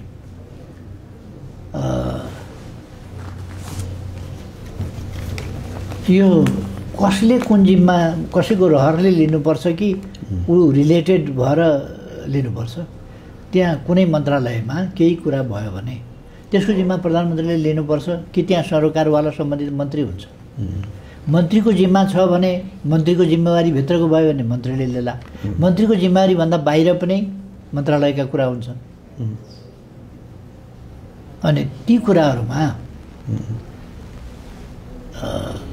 प्रधानमन्त्रीलाई जिम्मेवार बनाउनु कोसिस गर्नुपर्ने कारण के, बलजफ्ती कोसिस गर्नुपर्ने कारण के? सबैलाई थाहा छ नि त, प्रहरी सञ्चालन प्रधानमन्त्रीले गर्दैन, यति त थाहा होला नि। गृहमन्त्रीले गर्छन्, तर गृहमन्त्री पनि त प्रधानमन्त्री मातहतमै हुन्छ नि त। म पनि राष्ट्रपति मातहतमा छु। देशको प्रमुख राष्ट्रपति होइन? त्यसो भए राष्ट्रपति होइन, मैले त्यो भनेको होइन, तर कहाँसम्म पुर्याएर कसलाई जिम्मेवार बनाउने भन्ने कुरा नहो। मैले सुरक्षा परिषदको अध्यक्ष म हुँ प्रधानमन्त्रीको हिसाबले त्यति बेला, र यदि मैले सुरक्षा परिषदको मिटिङ बसाएर सुरक्षा परिषदको सिफारिसमा क्याबिनेट बैठकले निर्णय गरेर सेना परिचालनको आदेश दिएर गोली ठोक्ने आदेश राष्ट्रपतिबाट प्रमाणित भएर जान्थ्यो र त्यहाँ गोली ठोकिन्थ्यो भने परिस्थिति थियो कि थिएन? सुरक्षा परिषद किन बसाइयो, किन गोली ठोकियो, किन यस्तो आदेश दियो, किन सुरक्षा परिषदले यस्तो गर्यो, किन प्रधानमन्त्रीले गर्यो, किन बल प्रयोग गर्यो भन्ने त्यो चाहिँ नेपाल सरकारको केन्द्रीय निर्णय हुन्थ्यो अथवा मन्त्री परिषदको निर्णय हुन्थ्यो। यो मन्त्री परिषदको निर्णय पनि होइन, यो प्रधानमन्त्रीको एकल निर्णय पनि होइन। प्रधानमन्त्री त परिस्थिति नबिग्रियोस्, शान्ति नखलबलियोस्, कुनै प्रकारको क्षति नहोस् भनेर भनेको भनै छ त्यहाँ। अनि प्रधानमन्त्री जिम्मेवार कसरी भयो? त्यसैले यो बेतुकको कुरामा धेरै नहाल्छौँ। एउटा अन्तर्वार्ता हेरेका थियौँ हामीले भर्खरै धरोटीमा छुटिसकेपछि रासोपा सभापति रवि लामिछानेले भन्नुभएको छ, ओलीज्यूले लगाएको गुण हो यो, म हरेक अदालतमा गएर हाजिरी हुनु परेको छ र अझै पनि यहाँले सचेत हुनु भएन भने अब हेलिकप्टर पनि भेट्ने छैन भनेर यहाँलाई इङ्कित गरेर उहाँले कुरा राख्नुभएको छ। के जवाब छ यहाँको? यो सबै केटाकेटीहरूसँग यस्तो सवाल जवाब म गरिरहन्न कि यो प्रहरीले के अभियोजन गरौँ के गरौँ, म त्यो खालको चाहिँ नै घटिया खेल खेलेर हिँड्ने त्यो मलाई फुर्सद पनि छैन। म त्यस्तो गर्दा पनि अहिलेको अवस्थामा रासोपा बाहेक जिन्जी पुस्तामा यङहरूमा अरू पार्टीमा त्यो आकर्षण देखिरहेको अवस्था छैन, जुन रासोपा अहिले वैकल्पिक पार्टीको रूपमा युवाहरूले रुचाइरहेका छन्, हो र गइरहेका छन्। तपाईँ किन यो प्रचारमा सामेल भएको? म त प्रश्न गरिरहेको छु, प्रचारमा सामेल भएको होइन। यो त प्रचार हो। यस्तो लोकप्रियता हासिल भयो भनेर त्यसले कसरी भन्नुहुन्छ लोकप्रियता हासिल भयो, के आधारमा भन्नुहुन्छ? जेनजीहरूको रोजाइमा अहिले जेनजीका अगुवाहरू पार्टी प्रवेश गरिरहेका कसले छन्। भनेको? पुरुषोत्तम यादव जेनजी अगुवा अहिले पार्टी प्रवेश गरे, रासोपा प्रवेश गरे। अनि के भयो त 2-4 जना केटाकेटीहरू, 2-4 जना नवयुवाहरू तिनीहरू यदि पार्टी प्रवेश गरे भने, अनि हाम्रोमा त हजारौँ युवाहरू पार्टीमा सामेल भएका भइछन् त, 2-4 को कुरा होइन, हजारौँ सामेल भएका छन्, 10औँ हजार सामेल भएका छन्, 20औँ 25औँ 50औँ हजार सामेल भएका छन्, लाखौँ सामेल भएका छन् युवाहरू। त्यो चाहिँ लोकप्रियता भएन। अनि एकजना मान्छे को प्रवेश गरे अरे? धेरै, एकजना मात्रै होइन, धेरैजना छन्। अच्छा, जेनजीको अगुवा पुरुषोत्तम यादव भए, पत्रकार राजीव खत्री भए। एउटा जुलुसमा गएका मान्छे होइन जेनजी भनेको। तपाईँले त्यही भने माइतीघर मण्डलादेखि एभरेस्टसम्म आन्दोलनमा जुलुसमा गएका, त्यसपछि फर्केका मान्छेहरू, त्यस्ता 10औँ 20औँ 50औँ जुलुसमा हिँडेका मान्छेहरू तपाईँको भाषामा जेनजी। त हाम्रो पार्टीमा मैले भने नि 50औँ हजार प्रवेश गरेका छ, लाखौँ प्रवेश गरेका छ अहिले। यहाँले अन्तिम समयमा मानव आउने भविष्यमा यहाँलाई के चाहना छ? जनताले यहाँलाई कसरी सम्झियोस्? एउटा होइन, जनताले सम्झियोस् भन्ने म चाहन्न। आफ्ना छोराछोरी हुर्काउनु, बढाउनु, पढाउनु, योग्य बनाउनु, आफ्नो जीविका आनन्दले मरेको मान्छे सम्झिएर बसेर समय किन खेर फाल्नु भनेको? भविष्यतिर हेर्ने, संसार सपार्ने होइन। तर त्यस्तो काम हुन्छ नि त, यहाँले गरेका कामहरूको मूल्याङ्कन। मरेपछि शालिग बनाओस्, सम्झियोस्, यताउता मेरो कुनै रुचि छैन। बेला बेला म यो स्वर्ग जाने कुरा पनि विश्वास गर्दिनँ, नर्क परिन्छ भन्ने कुरा नराम्रो काम भइरहेको छैन, त्यो पनि विश्वास छैन। स्वर्ग जान पाऊँ भन्ने निवेदन पनि छैन मेरो कुनै। त्यसो भएर म चाहिँ कर्तव्य गर्ने मान्छे हो। मैले जिन्दगीभरि राम्रो काम गरेको छु र राम्रो काम गर्नु, देशको लागि, जनताको लागि राम्रो काम गर्नु मेरो काम हो। मरेपछि कसरी सम्झिन्छन् भन्ने कुरा लात्ताले हाने पनि केही फरक पर्दैन, फुलमाला लगाइदिए पनि केही फरक पर्दैन। मरेपछिको मलाई कुनै होइन। भविष्यमा यहाँलाई देश जोड्ने नेताको रूपमा चिनियोस् कि एउटा शासकको रूपमा चिनियोस्, के चाहना मेरो छ? कुनै आग्रह छैन, म कसैलाई थोपर्न चाहन्न। चाहना कि होला नि देशले मलाई केही पनि छैन। मलाई सम्झिँदै नसम्झिए पनि हुन्छ। बाँचेका मान्छेहरूलाई सम्झिनु, बाँचेका मान्छेहरूका लागि काम गर्नु, आफ्नो लागि काम गर्नु, समाजका लागि काम गर्नु, देशका लागि काम गर्नु। सामाजिक सञ्जालमा व्यापक यहाँ प्रतिक्रियाहरू हेर्ने हो भने यहाँको फोटोहरू हामीले देखेका थियौँ। जेनजीको प्रदर्शनपछि 23-24 पछि यहाँको फोटोमा रगत हालेर विभिन्न खालका त्यो मेरो विरोधी छन्। मलाई निर्विरोध चुनावमा कहिले छोड्या छ? त्यो त असभ्यता हो, त्यो त चाहना हो, त्यो असभ्य चाहना हो, इनह्युम्यान चाहना हो त्यो। त्यस्तो कुरालाई लिएर पनि कुनै चर्चा गरिरहने कुरा हो र त्यो त क्रिमिनलहरूको एउटा चाहिने क्रियाकलाप हो। यहाँले 24 गते जुन आगजनी भयो, तोडफोड भयो, यसमा मुख्य दोषी पार्टीहरूबाट कसलाई हेर्नुहुन्छ? म त्यो भन्न चाहन्न, त्यसमा छानबिन हुनुपर्छ। नेकपा एमालेको पार्टी कार्यालय जलाउनेमा प्रभु शाहको छोरा पनि थिए, प्रभु शाहको पनि योगदान छ। फोटाले त्यही भन्छ, प्रमाणले त्यही भन्छ, देख्नेहरूले त्यही भन्छन्, जान्नेहरूले त्यही भन्छन्। प्रभु शाह कुनै समय यहाँलाई नेता मानेर हिँडेका थिए, आज उहाँले त्यही पार्टी कार्यालय आगजनी गर्नुभएको जस्तो लाग्छ यहाँलाई? क्रिमिनल मेन्टालिटीका मान्छेले के गर्छन् के गर्दैनन्, फेरि प्रभु शाह बेग्लै कुरा हो, उसको छोरा बेग्लै कुरा हो। त्यस कारण छोराले के गर्यो त, उमेर पुगेरै आगो लाउनु गएको होला, उमेर पुगेरै आगो लाउनु गएको होला नि त, बच्चा त गएको होइन होला। अब भन्दाखेरि त केही भएको भए प्रभु शाहको बच्चा निर्ममताका साथ मारियो, जाबो पार्टी अफिस घर आगो लाउन किन नपाउनु भन्ने पनि कुरा होला। तपाईँ त्यसो भएदेखि एउटा युवा मारिनु पर्थ्यो भन्ने, त्यहाँ गोली चलेको भए कथम कदाचित त्यस्तो हुँदाखेरि त फेरि सोध्न त मिल्थ्यो नि त, तपाईँ मारिनुपर्छ भनेर सोच्ने हुन्थ्यो भनेर। प्रश्न त्यस्तो होइन। सबैका आफ्ना लिमिटेसन हुन्छन्, कानुनका दायरा हुन्छन्, समाजका मूल्य मान्यता हुन्छन्, त्यस दायराभित्र बस्नुपर्छ। त्यो को दोषी भन्ने कुरा सरकारले जान्ने कुरा हो, छानबिन गर्नेले जान्ने कुरा हो। अब मैले चाहिँ सुनेन त, यहाँले सोधे जस्तै मैले पनि सुनेको हुँ र हो या होइन तथ्य प्रमाणले के भन्छ हो त्यसअनुसार कारबाही हुनुपर्छ, सरकारले कारबाही गर्नुपर्छ। जो दोषी छ त कारबाही गर्नुपर्छ। अबको यहाँको रणनीति के छ? 11औं महाधिवेशनपछि पार्टीको जिम्मेवारी लिइसकेपछि अब पार्टी कसरी हाँक्नुहुन्छ, के योजना छ? सदैव मेरो जोड पार्टी एकताबद्ध बनाऊ, प्रगतिशील देशभक्त शक्तिलाई सुदृढ बनाऊ भन्ने हुन्छ। तर हरेक पटक केही मान्छेहरू निस्किन्छन् जसले एउटा पङ्क्तिलाई नै प्यारालाइज गरिदिन्छ, एउटा पङ्क्तिलाई नै ध्वस्त बनाउँछ।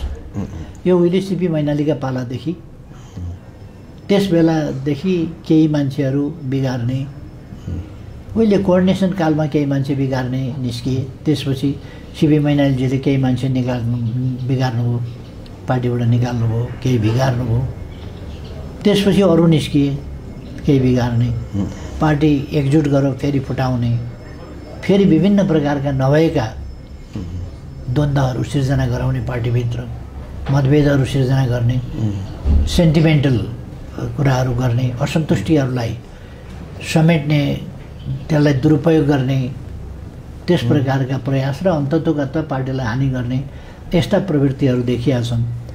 यसपल्टको महाधिवेशनबाट त्यस्तो चाहिँ हुँदैन भनेर साथीहरूले भन्नुभएको छ, प्रतिस्पर्धा गर्ने साथीहरूले, र मलाई त्यो भनाइमा विश्वास छ। तर उहाँहरूले भोलिपल्टै जस्तो खालको चाहिँ भेला गर्नुभयो, त्यो खोइ थ्याङ्क्स गिभिङ भेला के भनेर राख्नुभयो क्या र। अब थ्याङ्क्स गिभिङै हो भने, हेलोविन नै हो भने, यस्तै कुनै चाड जस्तरी मनाउन खोजिया भए त म जान्दिनँ। तर उहाँहरूको अभिव्यक्ति र त्यसपछि बाहिर निस्किएपछि त्यहाँका प्रवक्ताको रूपमा प्रस्तुत गरिएका कुराहरू हेर्दा त्यो चाहिँ अलिक स्वाभाविक थिएन। त्यसो भए त त्यो जानकारी दिएर गर्न सकिन्थ्यो। पार्टीको पदाधिकारीमा निर्वाचित मान्छेहरू त्यहाँ गएर गुटको भेलामा सहभागी हुने, लिडरसिपलाई कुनै जानकारी नगराउने र महाधिवेशनको पार्टीको लिडरसिपको यो सबै कुराको चाहिँ निन्दा विरोध त्यहाँ हुने कुरा चाहिँ र नभएका मुद्दा जारी राख्छौँ भन्ने खालको कुरा। के मुद्दा छ उहाँहरू के बेले निकाल्नुपर्छ भन्नुहुन्थ्यो, त्यो मुद्दा त सिद्धियो त महाधिवेशनबाट। मैले 1 वर्ष अगाडि महाधिवेशन त्यसै कारण गरेको त, त्यसै कारण हटाउनुपर्छ कि हटाउनुपर्छ भएन, अलोकप्रिय भयो। अहिले तपाईँ सोध्दै हुनुहुन्छ नि, जनताले हिसाब किताब गर्लान्, कसरी सम्झेलान्, तपाईँलाई कसरी के गर्लान् भनेर। यस्तै हल्ला त पार्टीभित्र पनि थियो नि त, कार्यकर्ताले अनुहारै हेर्न चाहँदैन भने होइन र। नयाँ पुस्तान्तरणको कुराहरू थियो, पुस्तान्तरणको हस्तान्तरणको कसले रोकिएको थियो त? अनि नयाँ पुस्ताका ठाउँमा नयाँ पुस्ता उहाँहरूले उठाएको भए हुन्थ्यो नि, कमसेकम मेरा विरुद्ध पनि नयाँ पुस्ता उठाएको भए हुन्थ्यो। अनि 70 काटेका मान्छे मेरा विरुद्ध लड्न आइलाग्ने, अनि हस्तान्तरण र पुस्तान्तरणका कुरा गर्ने पार्टीभित्रबाट। अनि 73 वर्षको मान्छे बुढो, 72 को जवान भन्ने कुरो पनि हुन्छ। के भनेको त्यो हस्तान्तरण पुस्तान्तरण चाहियो भने? हस्तान्तरण पुस्तान्तरण होइन, मलाई हटाउने उहाँहरूको योजना थियो भन्ने कुरा नहो। अब त्यसको फैसला भइसकेपछि त त्यो फैसलालाई टुङ्ग्याउन अब सिद्धियो नि त। अब विद्यादेवी भण्डारीलाई यहाँले कसरी सम्मान पार्टीमा राख्नुहुन्छ? अस्ति भर्खरको इन्टरभ्यू जनता जान्न चाहन्छन् के जातिमा हेर्नुभयो होला यहाँले। राप्रपाले बोल्न नसकेको कुरो त्योभन्दा 1 कदम अगाडि राप्रपाले सेरेमोनियल भन्छन् है। उहाँले दलहरूले चलाउन नसकेपछि चलाउन त कोही आउला नि त, आउने सम्भावना छ भन्ने भाषा प्रयोग गर्नुभयो। र पोलिटिकल पार्टीका त्याग गरेका, दुःख गरेका, कष्ट गरेका, योगदान गरेका नेताहरूको बारेमा पोजिटिभ त उहाँ बोल्नु भएको मैले सुनेको छैन। तर एउटा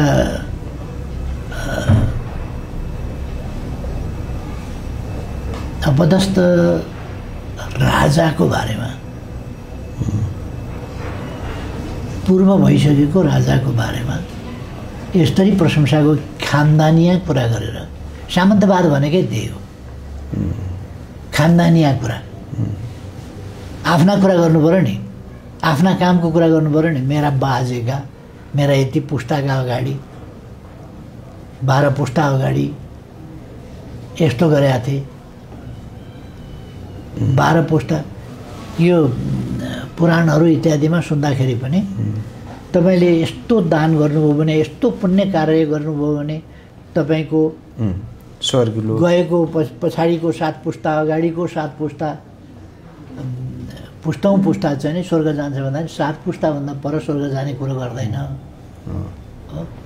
यहाँ त 12 पुस्ता खाइसकेपछि उही मेरा पुर्खाको आर्ज्याको भन्ने बेकारको भाष्य हाम्रा पुर्खा पनि त लडेका थिए नि त देशका लागि यो कुराहरू गरिरहँदा अहिले कस्तो देखिएको छ भने जनतामा राजा नै चाहिन्छ भन्ने छैन जनताले के भनिरहेका छन् भने यी 100वटा राजाहरू भन्दा यदि पूर्व राजा ज्ञानेन्द्र चोर थिए भने बरु त्यही एउटै राजा ठिक भन्ने किसिमको पनि एउटा राप्रपाले फिजाएको हल्ला आम जनताको जनताकै कुरा हो राप्रपा पनि त जनता त हुन् नि जनता हो नि त राप्रपाले अनि 3 करोड जनताले भनेको कुरा बनाउन खोज्नु भएको त्यसलाई 3 करोड जनता मैले भनिनँ तर आम जनतामा 2-4 जनता 2-4 हजार जनता 20-25 हजार जनता 50 हजार जनता कोही असन्तुष्टिको अभिव्यक्ति हुनसक्छ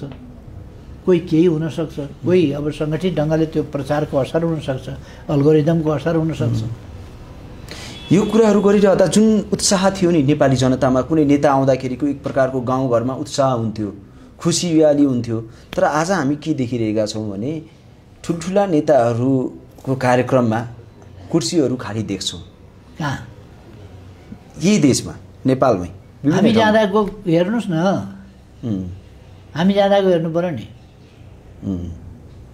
तपाईँ ठुल्ठुला नेता भनेर कसलाई भन्नुहुन्छ कुन कुन युवाहरूलाई भन्नुहुन्छ ठुल्ठुला नेता त्यो तपाईँ जान्नुहोस् तर कहाँ हामी जाँदा कुर्सी कहाँ खाली भएको छ तछाड मछाड हुन्छ त त्यहाँ त जनताको अस्ति भक्तपुरको यहाँको कार्यक्रममा पनि के देखाइएको थियो भने कुर्सीहरू खाली छन् ड्रोन शटबाट पछि मान्छे बस्दै गर्दाखेरि सुरुमा पुरै खाली थियो नि अनि ग्राउन्ड भरियो अटेन मान्छेहरू हो अनि फेरि मान्छे हिँड्ने क्रममा खाली पनि हुँदै गयो खाली हुने क्रमको फोटो सामाजिक सञ्जालमा राखियो होइन अब तपाईँहरूलाई थाहा होला नि त ग्राउन्ड भरिएर मान्छे नआँटेर कोटेश्वरदेखिका जुलुस आउँदै थिए उता नलिन्चोक उता विभिन्न ठाउँबाट आउँदै थिए जुलुसहरू त्यो त देख्नै भएको छ त्यहाँ भरिसकेका थियो जुलुस आइराखेका थिए अर्को कुरा के भने त्यसका बावजुद यसरी म्यानेज गरिएको थियो सिम्पली ट्राफिक हेजर्ड भएन त्यो दिन कसरी म्यानेज गरिएको थियो त्यो हेर्नुहोस् त्यसो भएर त्यत्रो त्यत्रो ठुलो सभा काठमाडौँले देख्न नदेखेको धेरै भएको थियो न्यास्रै भएको थियो होला काठमाडौँलाई देशलाई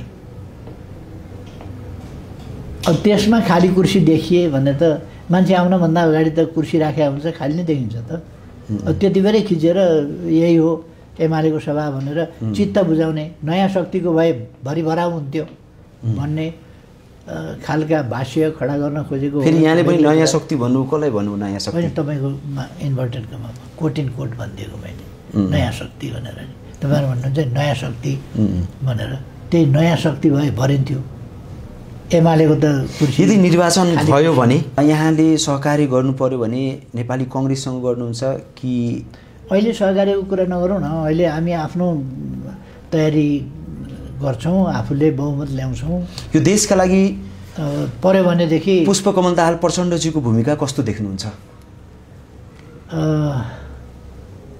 अहिले मैले धेरै केही नभनौँ सबैलाई थाहा छ उहाँको इन्ट्री पछि नि पोलिटिकल इन्ट्री जसरी भिजिबली उहाँ इन्ट्री गर्नुभयो त्यसपछिको नेपालको राजनीति सबैलाई थाहा छ देशमा जनतामा जेन्जी पुस्तामा युवाहरूमा जुन यहाँप्रति नकारात्मक एक किसिमको सोच छ त्यसलाई यहाँले कसरी टिर्नुहुन्छ एक शब्दमा भनेर जनताको अगाडि आज हाम्रो मिडियाको तर्फबाट? यो भ्रमपूर्ण प्रचार र त्यसको प्रभाव।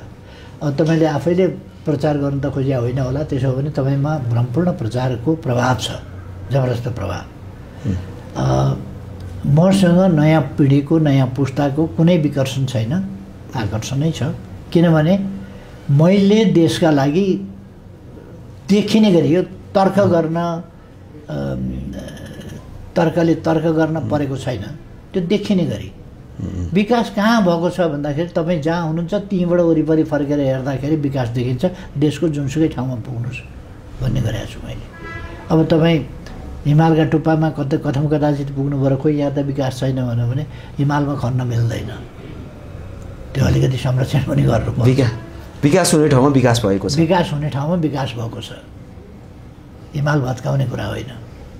र त्यहाँ भत्काउन गइँदा पनि गइँदैन, भत्काउनुको प्रयोजन पनि छैन, त्यसको संरक्षण गर्नुपर्छ जस्ता तस्तै कुरा। त्यो वातावरण बिग्रिँदैछ, बिग्रिन दिनु हुँदैन, बरु त्यसमा काम गरेको छु।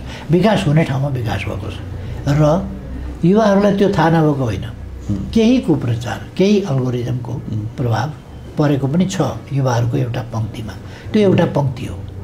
तर त्यो युवा पङ्क्ति पनि क्लियर हुँदैछ।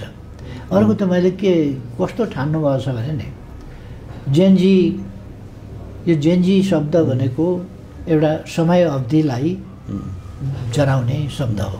खास गरेर मैले भन्ने गरेको छु यो कम्प्युटर विकास क्रमको एउटा अवधिलाई भन्ने गरे हो खासमा। यो मान्छेसँग कार्यान्वयन हुने कुरा होइन, यो विशेष समय कि मान्छेका लागि त्यस्तो पनि होइन। अब कम्प्युटरले मान्छेमा पारेको प्रभावको कुरा भनेको कम्प्युटरको विकासको कुरा हो। कम्प्युटरको विकासले मान्छेमा यो अवधिदेखि यो अवधिसम्मको विकासले के प्रभाव पार्यो भन्ने कुरा मात्रै हो। त्यस कारण यो भ्रम राख्दै नराखौँ, त्यो हुँदै होइन।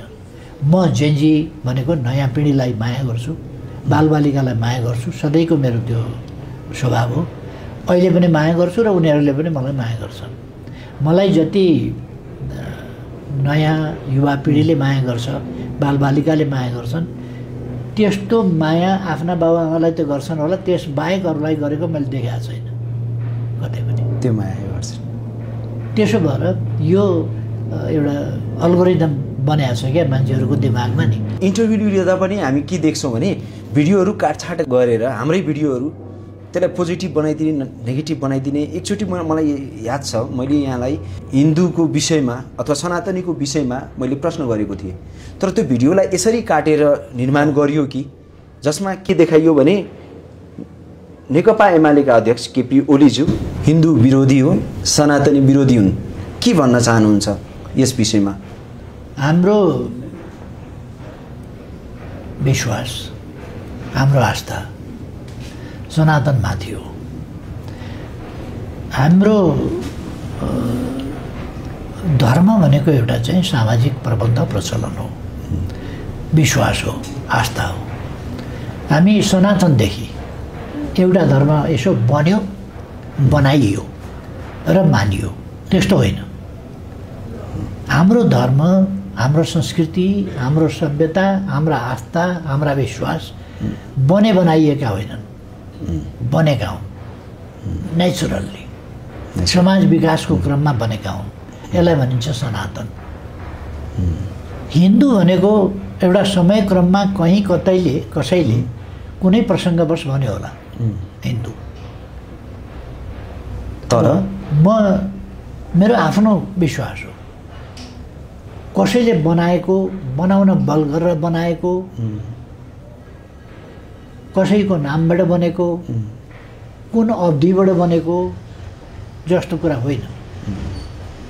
सनातन कहिले बन्यो भन्दा यो सनातन भनेकै त्यही हो, सनातन।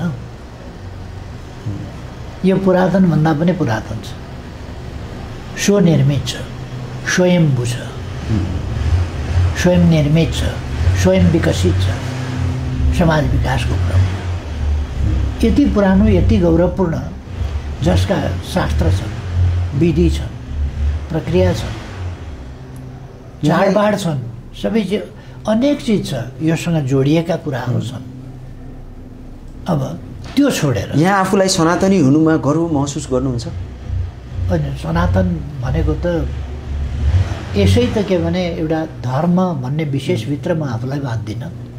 धर्म भनेर हाम्रा सामाजिक मूल्य, मान्यता, संस्कृति आदि छन्, ती राम्रा कुराहरूलाई नमान्ने कुरा हुँदैन। किनभने यहाँलाई मैले यो प्रश्न किन गरेँ भने त्यो क्लिपलाई यति धेरै तोडमरोड गरियो, गलत ढङ्गले भनियो कि मैले के सोधेको छु त्यहाँ भने के हो हिन्दू? यस, कहिलेबाट सुरु भयो हिन्दू? हामी सनातनी हौँ भन्नुभयो। हामी सनातनी हौँ। तर त्यसलाई त्यो क्लिपलाई यसरी तोडमरोड गर्यो नै यो समयक्रममा मान्छेले नामाकरण गर्यो है। भारत थियो होला नि। भारत पाकिस्तान मान्ने बेला हिन्दुस्तान पाकिस्तान बनाउनु पर्दा हिन्दुस्तान बनायो होला। अब भारतीयहरूले के भन्दैछन् अहिले भन्दाखेरि हामी हिन्दुस्तान होइन भारत हौँ भन्दैछन् त। हिन्दुस्तान पनि बन्यो त विभाजनका बेला। गीतहरू भने महान हमारा हिन्दुस्तान भन्ने गीतहरू भने, तर भारत त्यो चाहिँ विभाजनभन्दा अगाडि उहिले 19औं शताब्दीतिर बन्यो। जनगण मन अधिनायक जय भारत भाग्य विधाता भन्ने बन्यो नि। हो, त्यो हिन्दुस्तान बनेको थिएन त्यस बेला। हिन्दू त्यस्तै गरी नामाकरण कतैबाट भयो। मलाई त्यसमा स्थानको रूपमा हिन्दुस्तान हो, उता पाकिस्तान बन्यो यता हिन्दुस्तान बन्यो यसरी। अब मलाई यो कुनै विवादमा फेरि पर्नु छैन। फेरि के भने हाम्रो बारेमा टिप्पणी गर्यो भनेर कसैले भन्ला, मलाई त्यसमा कुनै रुचि पनि छैन, मलाई त्यसमा पर्नु पनि परेको छैन। तर हाम्रो संविधानले भनेको सनातन।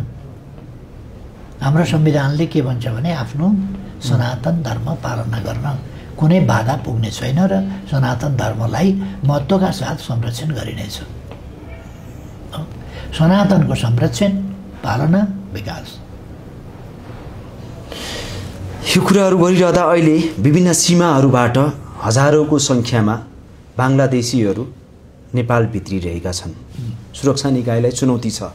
यसले यो देशलाई कस्तो चुनौती थपिनेछ सुरक्षाको दृष्टिकोणले? यस्तो खालको क्रियाकलापलाई रोक्नुपर्छ। बाङ्लादेश हाम्रो इमिडिएट नेबर होइन, लगत्तैको छिमेकी होइन। भारत छिचोलेर आउनुपर्छ। भारतले छिचोलेर यहाँ किन आउन दिन्छ अथवा किन ल्याइदिन्छ? पार गरेर आउन पाइँदैन नि। भारत र बाङ्लादेश खुदै भिसा चाहिने देश हो। भिसा चाहिने देश बिना भिसा भयो भने त त्यहीँ पक्राउ पर्छ नि त। त्यहाँ पक्राउ परेको मान्छे कसरी यहाँ प्रवेश गर्छ? यस्तो खालको चाहिँ नि मैले त्यही भन्छु, इमान्दार मित्र छिमेकी हुँदाखेरि छिमेकका कन्सर्नहरूप्रति, जेन्युन कन्सर्नहरूप्रति संवेदनशील हुनुपर्छ। बाङ्लादेशमा कन्सर्नहरूप्रति सनातनीहरूमाथि, हिन्दूहरूमाथि जुन प्रकारको आक्रमण भइरहेको छ, यसलाई यहाँले के भन्नुहुन्छ? कहीँ पनि विचारको आधारमा, आस्थाको आधारमा कुनै प्रकारको आक्रमण हुनु भनेको असभ्यताको कुरा हो। यो सभ्य समाजको कुरा होइन, यो संकीर्णताको कुरा हो। यो बिल्कुलै नाजायज हो। यो मानवतासँग मेल नखाने कुरा हो, मानव अधिकारसँग मेल नखाने कुरा हो, मानवीय स्वतन्त्रतासँग। मौलिक हक कहीँ संविधानमा लेखिएला नलेखिएला, तर मानिसको मौलिक हकसँग सम्बन्धित कुरा हो।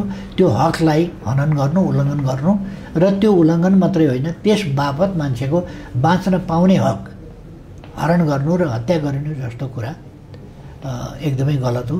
नेपालमै पनि विभिन्न कारणले, आस्थाका कारणले, विचारका कारणले हत्या गरिनुपर्छ, मारिनुपर्छ भन्ने खालका त मैले अघि एउटा डक्टरको कुरा गरेको थिएँ नि। अब उनको पनि भाषा त्यस्तै खालको चाहिँ नि आउन थालेको छ। र अब उनले त मान्छेहरूलाई अब जथाभावी लान्छितै गर्ने गरेका छन्। र यतिसम्म कि अब अलिकति बुढौतीले होला, सेनाइलपन चढेको होला मनमा, त्यस्तो भएर अलिकति बेहोसीमा पनि बोलेको हुनसक्छ। मान्छेहरूलाई चाहिँ नि दिमागी अवस्था ठिक नभएको आदि इत्यादि भन्ने जस्ता लान्छना लगाउने खालका काम गरेका छन्। र लोकतान्त्रिक विधिबाट आयो भने स्वीकार्नु हुँदैन भनेर अलोकतान्त्रिक, लोकतन्त्र विरोधी अराजकता फैलाउने कुरा गरेका छन्। यस्ता खालका मान्छेहरू पनि त हुँदो रहेछन् नि समाजमा। यो कुराले के गर्छ भने हिंसा भड्काउँछ। हिंसा भड्काउनु हुँदैन, त्यस्तै खालको स्थिति बन्छ।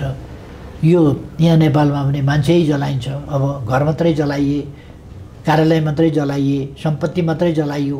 अब मान्छे अभिव्यक्तिहरू पनि आइरहेका छन्। यस्ता अभिव्यक्ति आएका छन् र यस्ता अभिव्यक्तिले ठाउँ पाएका छन् र यस्तै बौद्धिक भने नै कस्ता बौद्धिक होला, त्यस्ता बौद्धिक भने नै तत्त्वहरूबाटै यस्ता कुराहरूलाई प्रोत्साहित गर्ने कुराहरू पनि भइरहेछ। बुद्ध जन्मिएको देश, माता सीताको जन्मभूमिको रूपमा शान्तिको प्रतीक नेपाललाई लिइन्थ्यो। अहिले जस्ट उल्टो जताततै द्वन्द्व, जताततै मतभेद, जताततै एक प्रकारको आक्रोश हामी देख्न सकिरहेका छौँ। यो कहीँ कतै यहाँको अनुभवमा यहाँलाई लाग्दैन यो अदृश्य शक्तिहरू हाम्रो नेपालमा खेल अथवा एउटा गेम गरिरहेको जस्तो? जे होस्, अदृश्य शक्तिको खेल त देखिन्छ। कुन शक्ति हो, कहाँको शक्ति हो, कताको शक्ति हो, के शक्ति हो, त्यो त तिनै खेल्ने शक्तिहरूले जानुन्। अहिले मैले त्यसको धेरै विश्लेषण गर्न भ्याएको छैन, तर केही न केही त महसुस गर्नुभएको छ। होइन, त्यो उता जेनजी भनेर आन्दोलन सुरु गर्ने, शान्तिपूर्ण औजार बोकेर तोडफोड गर्ने, औजार बोकेर चाहिँ संसद भवन तोड्न, आगो लाउन जाने, त्यो पर्खाल फोड्ने औजार लिएर आउने, शान्तिपूर्ण र्याली उहाँ हुन्छ माइतीघर मण्डलामा। यहाँ संसद भवन अगाडि चाहिँ औजार लिएका मान्छेहरूको हुलाउँछ भनेपछि यो त तालमेल जेनजीसँगको र जेनजीका उद्देश्यसँगको, जेनजीका मागसँगको त कुनै सम्बन्धै छैन। त्यसलाई दुरुपयोग गरेर यहाँ त अर्कै विध्वंस मचाउने। 2-3 दिन अगाडि मात्रै एउटा मलाई भारतबाट मेसेज आएको थियो कि जेनजी अगुवाको रूपमा चिनिने सुदन गुरुङ र रासोपा सभापति रवि लामिछानेको ज्यानको खतरा छ। फागुन 21 भन्दा अगाडि उहाँहरूको ज्यानको खतरा छ भनेर एउटा भारतीय नम्बरबाट मेसेज आएको थियो। के यो देशमा यस्तो घटनाहरू गराएर बङ्गलादेश जस्तै द्वन्द्व फैलाउन खोजिएको? यहाँले कसरी लिनुहुन्छ? होइन, केही पनि हुनसक्छ, तर अब त्यो चाहिँ नि त्यस्तै खालका अपराधी तत्त्वहरूले फिजाएको भ्रम अथवा कुनै उनीहरूको प्लानिङ योजना पनि हुनसक्छ, उसले लिक गरे हुनसक्छ। जस्तो सिंहदरबार जलाउने ओर्ने अहिलेदेखि जलाएको देखाएको होइन नि त, त्यो मेन्टल्ली मान्छेहरूलाई प्रिपेयर गरेको। 22 गतेबाटै सामाजिक सञ्जालमा त्यो जलेको तस्बिरहरू आइरहेको थियो भनेको त्यो मेन्टल्ली प्रिपेयर गरे न हो मान्छेलाई, म्यानिपुलेट गरिएको। हस्, यहाँले एकदमै विशेष समय दिनुभएको छ, यसका लागि धन्यवाद। दर्शकबिन, आज हामीले विशेष जनताले उठाएका प्रश्नहरू, यहाँहरूको प्रश्न, यहाँहरूको जिज्ञासा जस्ताको त्यस्तै आज राख्ने प्रयास गरेका छौँ।